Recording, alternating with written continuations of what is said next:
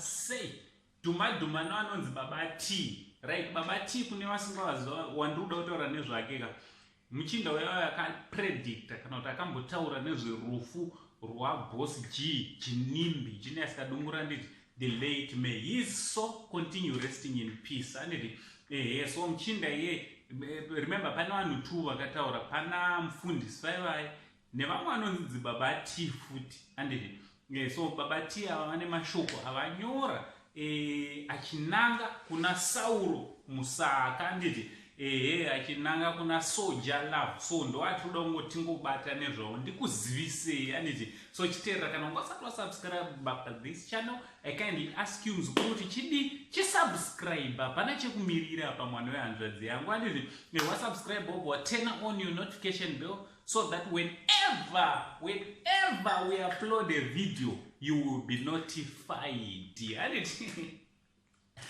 yanga inisesa ndenyu vazukuru. Anditi inzwai vazukuru, musapinde pamastreets esocial media nemafeelings, musabatisise zvinhu zvemumastreets esocial media. Ndoizvati kuna vamwe vanhu vanofolowa vanhu zvakanyanya but ndezvemastreets esocial media. Anditi so musanyanyozviisa pamwoyo.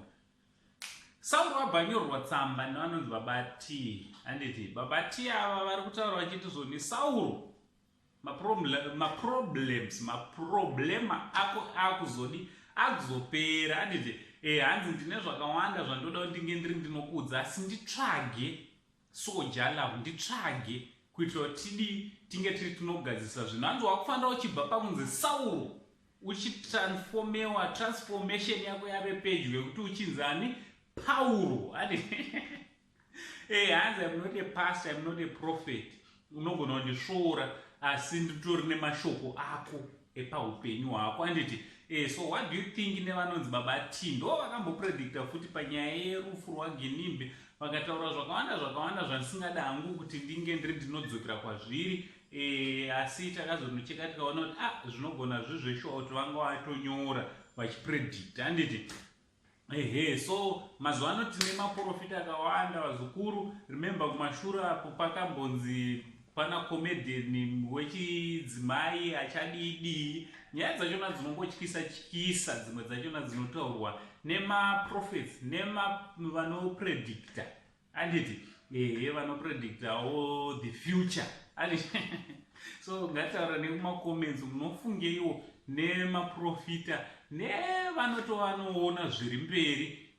Sometimes wachiona zviri negative vachitadza kuzozvitena kuti zvinge zvinova positive.